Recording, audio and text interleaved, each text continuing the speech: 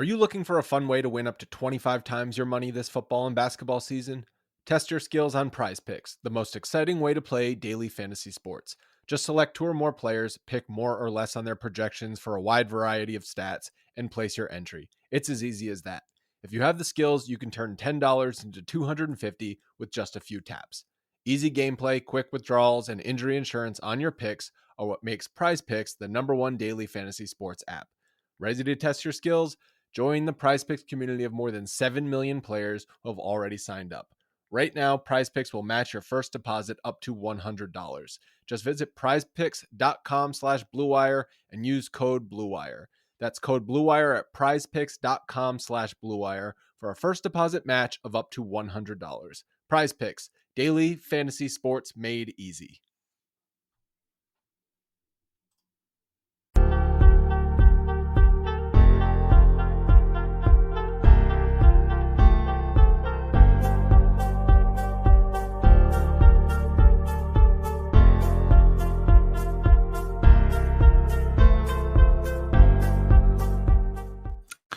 Yeah! Welcome to Pod Mavericks Presents After Dark. This is Kirk Henderson and Josh Bowe. We're coming to you late on Wednesday night. Well, it's like 10:05. It's not that late. The Dallas Mavericks just defeated the Sacramento Kings 123-119 in a very entertaining game. If you were only watching basketball in this one particular point in time, not considering any of the ramifications or what it might mean for the Mavs past or future. I'm joined by Josh Bowe. How are you, Josh? Oh, I'm doing good. Settling in. I know what's coming. I know it's happening. You made fun of me because I've been really bad on my predictions, rightly so. You should make fun of me, but this one's happening, and I mean, they're winning these next two games. Mavericks are going to be in the play-in. I don't know what's going to happen after the play-in, but knowing my luck, they're probably going to take Denver to 6 games in the first round, and then they got to win 2 games. Like I know. I'm just talking about the universe. They play on the road in both play-in games. They don't win on the road. This is the dumbest fucking possible outcome to a season filled with dumb outcomes. It's very funny. It's perfect. It is.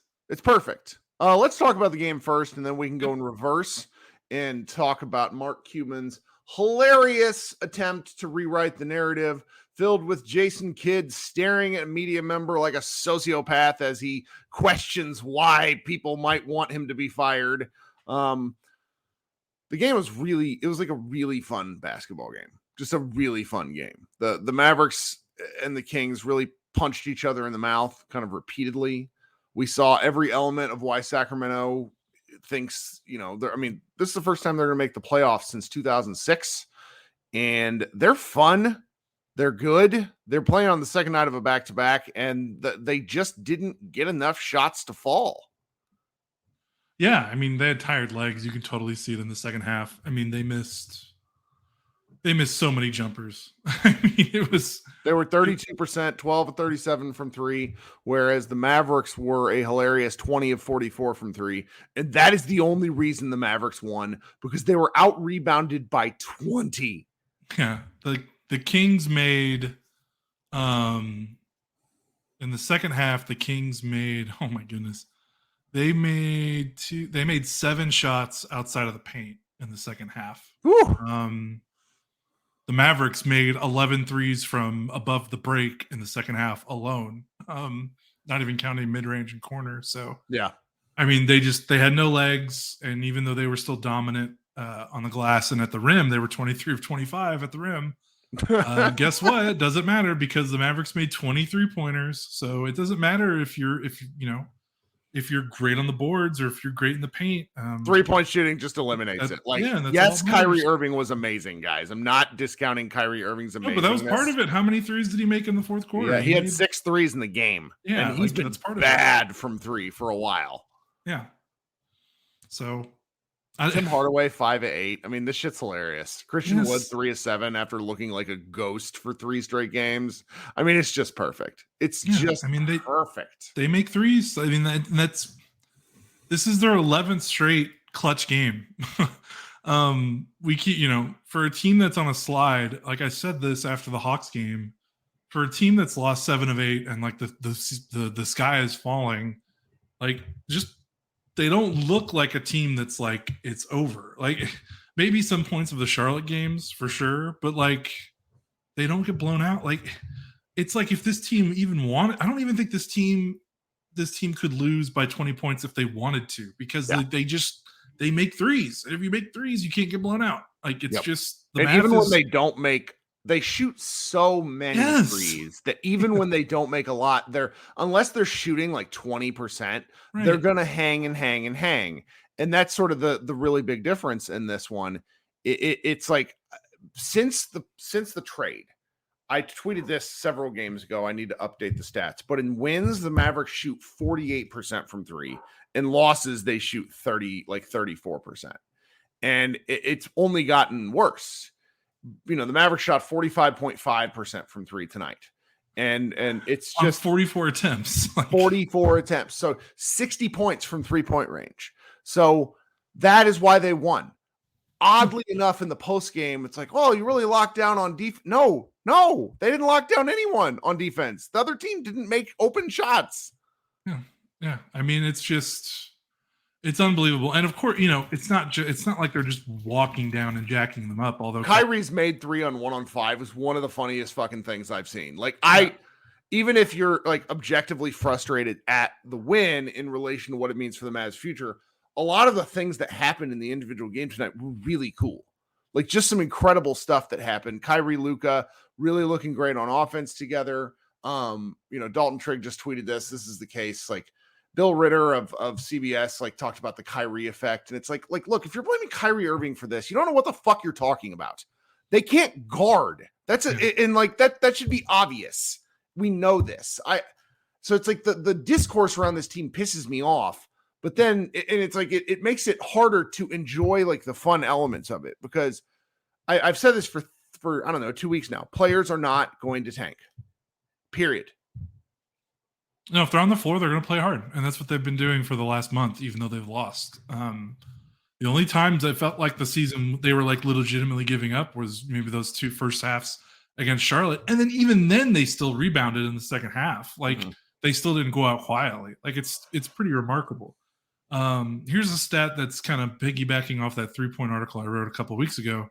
Since the Kyrie trade, the Mavericks have 5 games where they've made 20 or more 3-pointers. Since the Kyrie trade, 5 games, team 20 made threes or more. They had 3 all of last season. Like, it's unbelievable. Like this is one of the greatest offenses I've ever seen. And I'm not exaggerating. And I know the overall numbers don't look great. Like they're still like, I mean, they still look great. But I mean, I know the overall numbers since the Kyrie trade, I think they're like 6 or 7. But when Luka and Kyrie are on the floor, the rate that they score at would be the greatest offense of all time. Yeah. And it's like you watch it and it's obvious. And it's just like, these guys are so good. It's just outrageous. And you think about, and you add in the fact that, boy, does Kyrie want that 5-year deal so bad. You give him that extra motivation. I thought his ankle was destroyed on that tangled play where he ended up on the ground because it looked ugly. And then he just got up and went to work.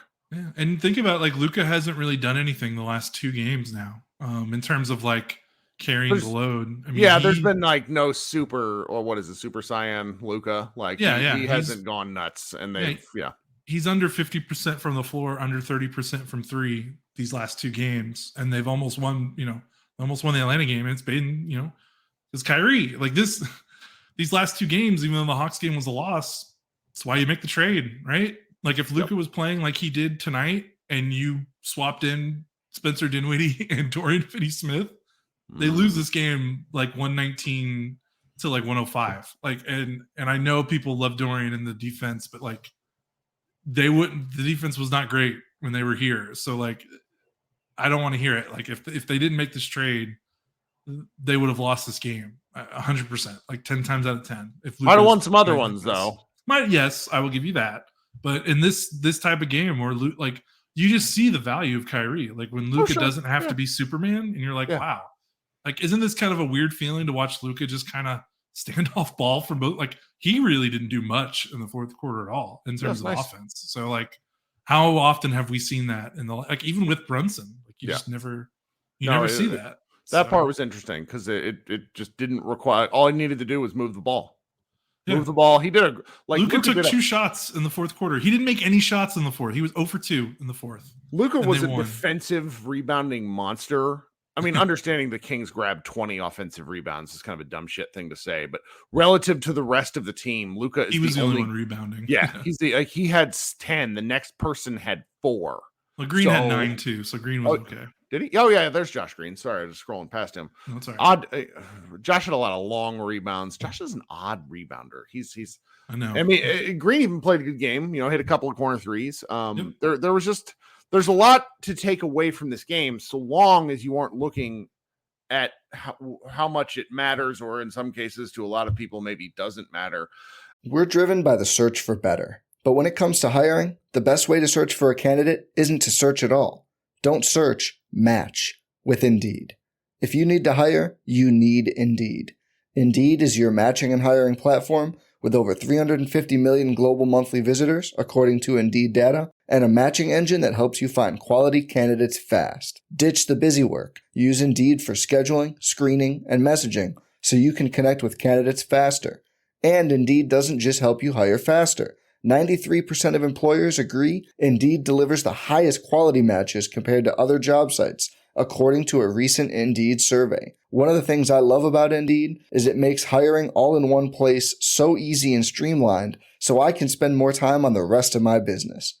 Leveraging over 140 million qualifications and preferences every day, Indeed's matching engine is constantly learning from your preferences. So the more you use Indeed, the better it gets. Join more than 3.5 million businesses worldwide that use Indeed to hire great talent fast. And listeners of this show will get a $75 sponsored job credit to get your jobs more visibility at Indeed.com/Blue Wire. Just go to Indeed.com/Blue Wire right now and support our show by saying you heard about Indeed on this podcast.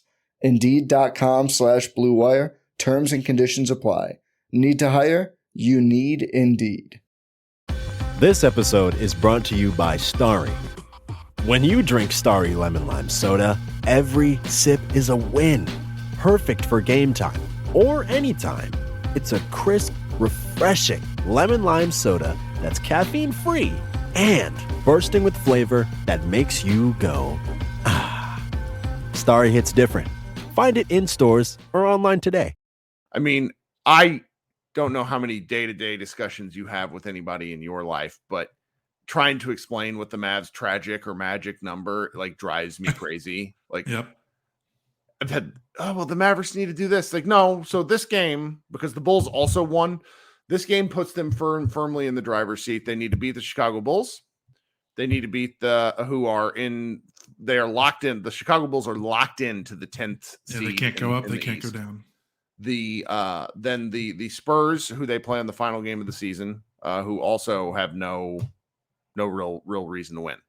I think it is safe to assume the Dallas Mavericks are going to make the play-in. What that means is that they will be locked then into, I think, the 11th worst record, which means unless they were to move, if they were to get knocked out of the play, actually, I'm not really sure how this works. If they were to make the playoffs, I'm pretty sure they stay just based off their regular season record at that place in the lottery lineup. And the only way they would keep the pick is if they moved up to the top 4, because anything outside of the top 10 goes to the New York Knicks. And we've talked a little bit about that in here. That I don't want to put too much of an emphasis on this, but I am a big fan of this draft. I think losing the pick sets up a chain reaction of things which then happen in the offseason. Because, look, if everybody's happy that the Mavericks would then get 10th in the play-in, you would expect them to win once in the road, twice in the road, then go play the number 1 seed, and then win a playoff series, which has, in the short time of the play-in, no one has ever done. So you're expecting a team which gives up historic points in the paint, can really only win if they hit their 3-pointers, to go on a historic heater. I'm trying not to be a negative Nancy because you want to enjoy these wins.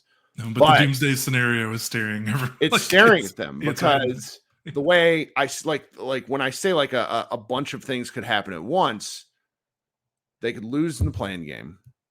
They could lose their draft pick. They could lose Kyrie Irving. They could lose Luka Doncic. Maybe not in one after another succession, but you're staring at a lot of things that happen all in a row.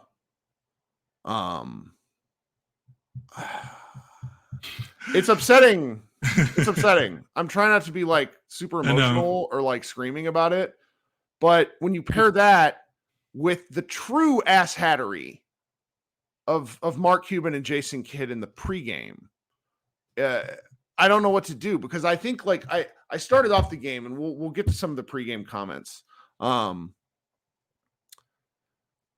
So Cody in the chat said, or Christoph in the chat says, doesn't OKC have to lose against the Jazz for it to even be possible? Basically, the Thunder have to win out to keep ahead of the Mavericks because they are ahead of the Mavericks. Yeah, I just don't see Oklahoma City winning out. Yeah, they have to. If Oklahoma City goes 2-0, it doesn't matter. The Mavs are out of the play-in. Yeah, and I just don't see that. So I do see them beating Oklahoma City. It's winning. It's tough. Like the Oklahoma City.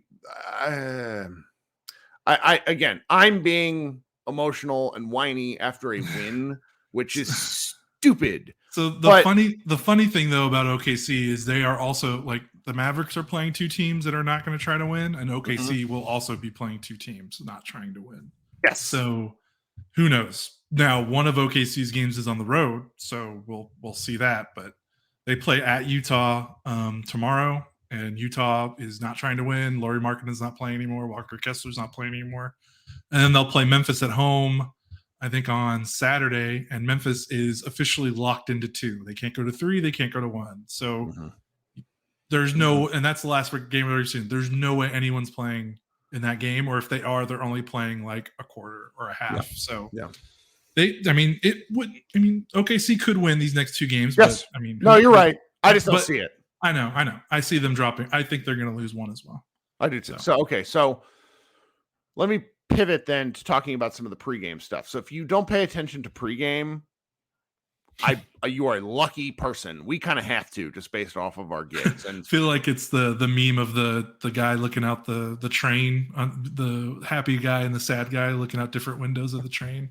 The happy one are the people that get to ignore pregame comments. Mark Cuban gave his first pregame availability, though. I can remember in some time. I don't know what. I think since the last time I remember him talking to the media about basketball was when they had that 7-game win streak. So I'm going to share my screen here, and we can see these together. Those of you who are listening on the audio, you'll just have to hear me doing some reading.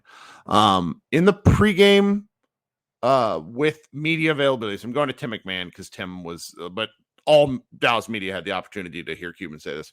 Mark Cuban blamed Rick Brunson for the Mavericks losing Jalen in free agency, saying, quote, things went south when the parents got involved. Then he went to give a comment about Kyrie Irving where he said, I want him to stay. When asked if he's a max free agent, Cuban says, I'm not going to negotiate with you. And then what might have been the funniest one, Mark Cuban says that re-signing Kyrie is the Mavericks' top summer priority. When asked about Christian Wood, he said, quote, I'm not going to go through individual players. Man, you just talked about an individual player. Stop stepping in the field of rakes. He's so bad at this. Okay. Very funny. And then it says, Mark Cuban believes Luka Doncic wants to spend his entire career in Dallas, but quote, we have to earn that. Then there was like a long back and forth. Tim Hardaway Jr.'s dad, Tim Hardaway Sr. gave it wasn't a bad interview, just sort of incendiary, basically saying that he doesn't think that Luka Doncic and Kyrie Irving are team leaders, which forced Tim Hardaway Jr. to have to respond about it and basically said, I love these guys. They're great leaders. I don't agree with my dad at all. But then there was like another element, and I'm going to switch to another tab because different people were basically sharing different elements of what Mark Cuban was saying, which when these guys, like, there's a reason Josh and I don't do this because number one, I'd be really bad because transcription is hard. Number two, it's like a race to get the quote up first and you can see who does it. And like, there's like a real Twitter engagement thing for it, but it's not for me. Like, we don't really care about Twitter engagement because Twitter engagement doesn't do anything for anybody. Tim Cato got the really fun one where he said, and this is from Mark Cuban. I don't think it's kids' problem that we didn't have an identity. The game changed in ways we didn't expect it to change, so I blew it. It was on me personally because the game changed in terms of, and get this, guys, in terms of the take foul and the speed of the game. Get out of here, Mark Cuban. The take foul in the speed of the game, it's because you haven't changed the roster since 2019.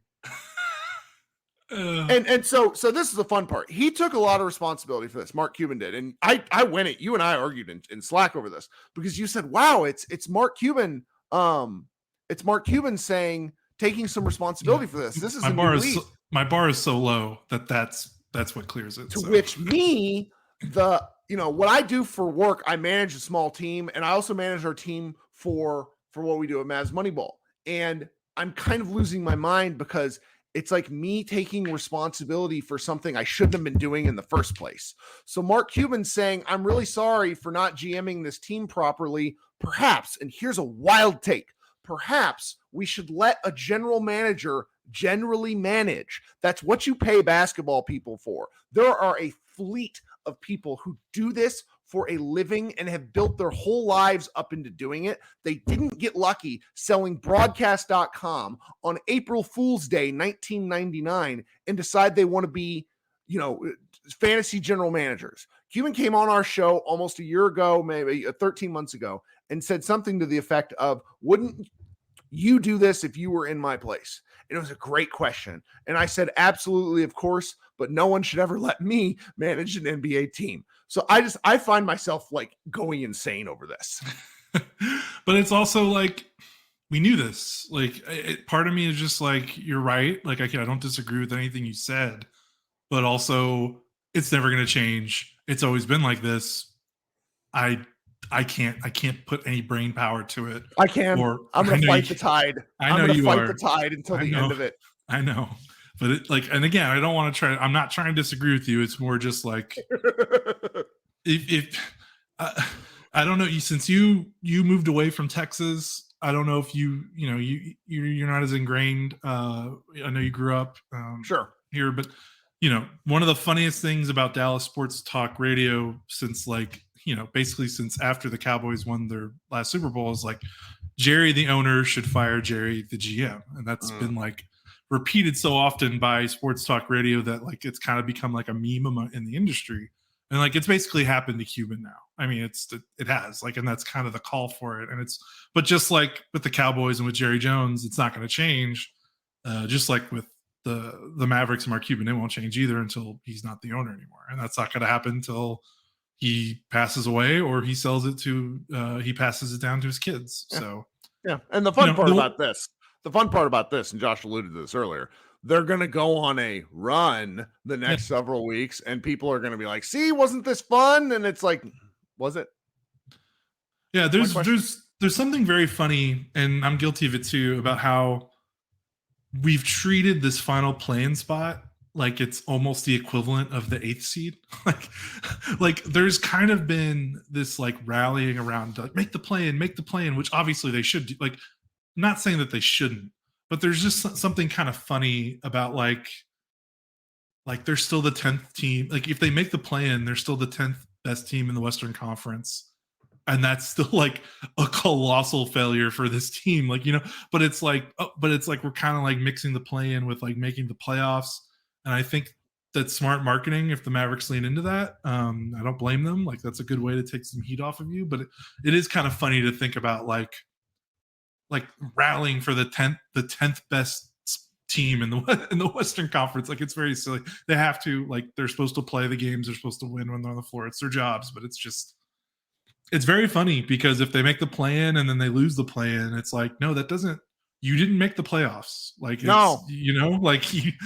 That's, and even if they make the 8th seed and they lose in 4 or 5 games, just because you rallied to get into it, that doesn't, I have a feeling that the spin is going to be that because of how, if they can rally and they win these next 2 games and then they win 2 play-in games, it's going to be well, look how we closed the season. And they're going to use that as a way to deflect criticism from the fact that this has been a pretty catastrophic season historically, which you can't argue that. Historically, this is a catastrophic season considering, Luka Doncic's age and talent. So, we'll see. But I know that's coming. We know it's coming. So I'm not looking forward to that part of it, but we'll see what happens. It's killing me because the more I think about it, the more frustrated I am. Now, I don't necessarily think that kid has been so disappointing. And so for him to sort of for Cuban to try to cover in that regard is disappointing because he's like, well, I'm taking the blame for this team that I put together. Yeah. It goes back to what I've said for 2 weeks. Well, for the better part of a year, where they don't know why they won. They don't know why they won. And then I do want to get to this kid quote. I was going to say we haven't even talked about kid. Yeah, so I'm gonna try to switch. We're gonna listen to this one together. And then maybe I will read it for the people who are listening. Before the game, kid was asked kind of about his So this is Grant Affseth, DallasBasketball.com, who records 1 billion minute videos and then lets us, reshare them. So thanks, Grant. He is he looking forward to running it back next season? Mavericks. He was known that Cuban endorsed Jason Kidd to be coach again for next year. Is he looking forward to running it back? And Kidd responds with, quote, "Did you guys ask me that question last year? Fuck no, you didn't. I'm just asking. You didn't ask that question last year." And this is another thing where it's like, that is gaslighting. You made the Western Conference Finals last year, friend. You're about to you might not make the play-in this year. It's a fair question. Kid's not done a good job. Anybody that thinks that Kidd has done a good job doesn't know what a good job is. I don't think he's going to get fired. I think he should be fired. He's not a good coach. They have a young coaching staff that doesn't really they're the only thing they've been good at is bringing along younger players. But end of game situations, really, again, they played another clutch game tonight. So congratulations for being 26 and 28 in clutch games, guys. Put that banner up on the wall. Jeff Gatlin says, no, it's the wrong time for the question. It was not the wrong time for the question, Jeff, because Cuban endorsed him in his comments. When Cuban says things out loud, it forces reporters to have to ask about it. Cuban shouldn't have maybe gone on the record like he always does, because what Cuban did was create even more. Between the Brunson stuff and everything he said, he made a bunch of stories where all of us, like me, Josh, Tim Cato, Tim McMahon, everybody else, I don't want to say we're ready to be done with this, but we don't want to have to cover some of this stuff. It's not fun. This is maddening. No, and it's like, what are you accomplishing? I understand that from Cuban's point of view, what he thinks he's accomplishing is he's trying to explain his side of the story. And in a way, everyone can understand the human side of it, 100%. Yeah, you just, he believes this. Maybe he could be lying, but just take him at face value. If it's not that hard to think that he believes that he feels like the Brunson thing rubbed him the wrong way and the way it went down, and he's trying to explain himself. Yeah. But again, the question just becomes, to what end? Because there's just a kind of weirdness that comes off from mentioning the parents, which is really funny because Kyrie Irving's agent is his stepmother. And you just talked about how negotiations become bad. It's just such just such an unforced error, because I wrote a piece that was not well received before we hired Jason Kidd, before the Mavericks hired Jason Kidd. I speak like I'm part of the team. That basically laid out 15 years of Cuban missteps. Teams, agents, players have a long memory. You speak about a guy's family, that does not go away. I'm sorry. Brunson has basically all but gone on record, all sorts of back channel stuff, that all he wanted to do was be here. All he wanted to do. So Cuban gets in front of cameras today to basically say, well, that's not true. Here's my text messages. I'm sorry. Nobody believes you. No one believes you. Even if you're right, you cannot win as an owner in that situation, period. Right. And especially when Brunson, and it's not like Brunson Brunson basically saying, I wanted to be there. It didn't happen, but I have nothing but good things to say. Like, Brunson took the high road and Cuban reacted like it was a dig or something. And maybe, if what's true about the extension thing, I can understand him wanting to like clarify that. But at the end of the day, the best optic look is probably just kind of do the same thing Brunson did. Hey, it didn't work out. It didn't happen. Yep. We wish the best to him. But again, it's just he wants to. That's just not what he's thinking. Well, it serves up Brunson an opportunity to, like, it's an alley-oop dunk if Brunson wants it to be. Right. Like, I don't think he will. I don't think he will either. But players talk, agents talk, and it's just not a good look. I'm sorry. It's not a good look. And again, that the Mavericks won this game papers over so much, because that's what we would have led with this. We would have led with this. Yeah, if they would, because there's just there's a lot of it's that meme of the guy standing on the awards medal thing chewing, yeah, and then he's like 10th. Yeah, that's the Mavericks. That's the Mavericks. It really is. And I really wish I could have enjoyed Kyrie's awesome play in a vacuum, but instead I'm watching this going, what do we do? And unfortunately, we don't do anything. We will just continue to talk about this. And, you made the comment that your Twitter account is going to get firebombed if the Mavs win 6 games in the first round, which makes me laugh. It's happening. If that scenario happens, that's what's going to happen to me. It is. Okay, so do you got anything else? No. Other than, excuse me. Other than, man, Kyrie has put together 2 of the greatest fourth quarters in Mavericks history now, and he's only been here for half a season. Which shot was your favorite shot from his? The corner 3 that looked like it touched the ceiling before it went into the rim, and it nothing but net. That was crazy. It's just watching. The 1-on-5 was pretty good too, but I think that was mine. I was yours. Like, my stream was behind, and I saw someone in our Slack let out a stream of expletives, and it was like, oh my, something good is coming. Okay, guys. So a couple of things. First, I didn't ask you to, Josh. Did you turn off your camera because you're looking like one of my guests on the live show? I did not. I don't know what happened. That's outstanding. Well, we're about ready to go anyways, and we're not a professional stream. We don't get paid for this yet. There we go. Weird. I want you to go smash the subscribe button if you're new here. I also want you to hit the alert button, because I'm going to come back in about 20 minutes, and we're going to do a live show. It's going to be called Mavs Party, because with the question mark, very much like I'm Ron Burgundy. Where if you want to come up here, yell at me, tell me why all my takes are wrong, talk to me about the quotes, talk to me about the game. I want to hear all of it. I have a great time on these live shows. They're emotionally exhausting because being in front of a camera is hard, but I've had a great time the last 3 or 4 times we've done this. I got to upload this to our podcast stream because that's actually how Josh and I get paid. But we're building up this YouTube, and we're going to have a good time with it. We're close to 750 subscribers, which isn't much, but we've been doing it for a week, and I'm really delighted with the feedback I'm getting. Please hit that subscribe button and the bell to be alert, and we will come back and talk. Leave comments, do all that wonderful stuff. It's very important for us. Those of you who are subscribing via podcast, go ahead and leave me a review. 5 stars, or 4 stars. We'll take 4.